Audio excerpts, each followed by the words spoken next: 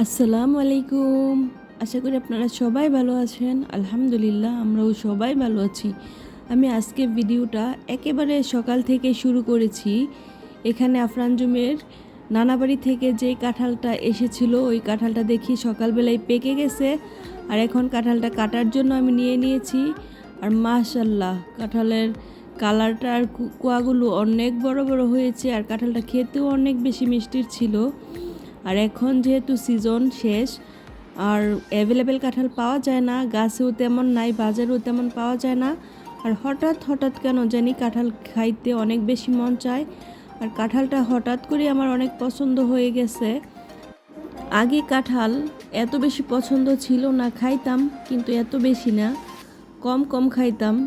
কিন্তু এখন হঠাৎ কেন জানি মিষ্টি কাঁঠাল দেখলেই আমার খাইতে মন চায়। আর দেখুন এখানে আমি কাঁঠালগুলো বের করে নিয়েছি। আর আজকে সকালবেলার নাস্তা কিন্তু আমরা কাঁঠাল আর মুড়ি দিয়েই করে নিব। আর এই জন্য এখানে আমি মুড়িও নিয়ে নিচ্ছি। আর কাঁঠাল মুড়ি দিয়েই আজকে আমরা সবাই মিলে একসাথে নাস্তাটা করে নিব। এই তো এইখানে আমরা দুই টুনাটুনি আর টুনাটুনির ঘরের দুই হাসি খুশি আনন্দ একসাথে মিলে সকালবেলার নাস্তা করে নিচ্ছি।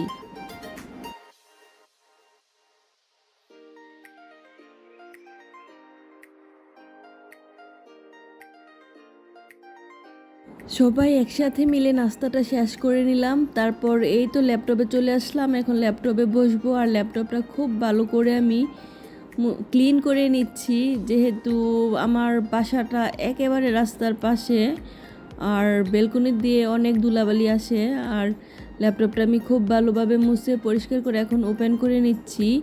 প্রায় 3-4 দিন ধরে ল্যাপটপে বসা হয় না, যেহেতু নতুন প্রজেক্ট আসছে। আজকে শিটের কাজ করব আর এদিক দিয়ে আমি ল্যাপটপে শিটের কাজ করছি। আর এই দিক দিয়ে আমার মেয়েকে বসে বসে ম্যাথ করাচ্ছি। আর আমার মেয়ে 4র্থ শ্রেণীতে পড়ে। আমার মেয়েকে কিন্তু এখনও আমি কোনো প্রাইভেট দেই নাই, আমার মেয়েকে আমি নিজেই পড়াই। আর আমার ছোট্ট একটি সংসার, ছোট্ট সংসারে আমরা দুইজন টোনাটুনি আর আমার ছোট্ট ছোট্ট দুইটা কলিজার টুকরা। আর এই ছোট্ট সংসারের সকল কাজ আমার নিজেকেই করতে হয়। এই দিক দিয়ে ল্যাপটপে নতুন প্রজেক্টের কাজ শেষ করলাম, আফরানজুমকে পড়ানো শেষ করলাম। তারপর আফরানজুমের বাবা বাজার থেকে চলে আসলো আর বাজার থেকে মাছ নিয়ে আসলো, অনেক সবজি নিয়ে আসলো, বাবুর জন্য ড্রাগন নিয়ে আসলো, কারণ আমার ছেলে ড্রাগন অনেক বেশি পছন্দ করে। এখন বাজারগুলো গুছিয়ে রাখতে হবে, তারপর দুপুরে রান্নার জন্য সব কিছু রেডি করে নিতে হবে। এদিক দিয়ে মাছগুলো আমি কেটে নিয়েছি আর এখন খুব ভালোভাবে ক্লিন করে নিচ্ছি। মাছ কাটতে কিন্তু আমার অনেক বেশি সময় লেগেছে, কারণ মাছ এখনও আমি ভালো করে কাটতে পারি না। আর এই মাছ খেতে আমার ছেলে মেয়ে দুইজনই অনেক বেশি পছন্দ করে। মাছগুলো আমি লবণ দিয়ে খুব ভালোভাবে ধুয়ে পরিষ্কার করে নিয়েছি। আর এখন রান্নার জন্য কতটুকু রেখে দেব আর বাকিটুকু ফ্রিজে রেখে দেব। এই দিক দিয়ে মাছ কাটা শেষ করতে না করতেই দেখি রিমঝিমের আম্মু মিষ্টি হাতে নিয়ে চলে আসলো। রিমঝিমের নাকি আজকে রেজাল্ট বের হয়েছে। আলহামদুলিল্লাহ, রিমঝিম এসএসসি পরীক্ষায় ভালো রেজাল্ট করেছে। রিমঝিমের জন্য অনেক অনেক দোয়া।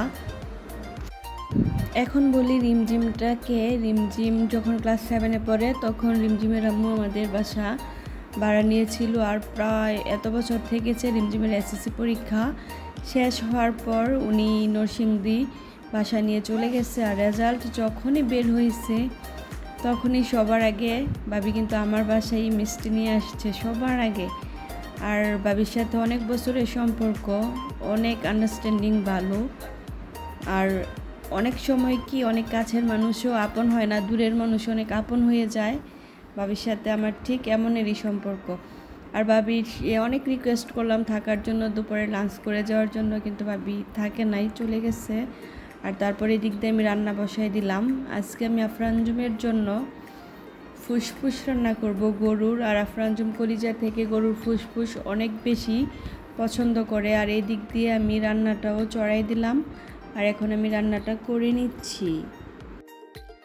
ফুসফুস আমি খুব ভালোভাবে কষিয়ে নিয়েছি, আর এখন উপর থেকে আমি কেটে ধুয়ে পরিষ্কার করে রাখা ছোট করে কতগুলো আলু কেটে দিয়ে দিয়েছি, আর এখন খুব ভালো করে নেড়ে মিশিয়ে নিচ্ছি।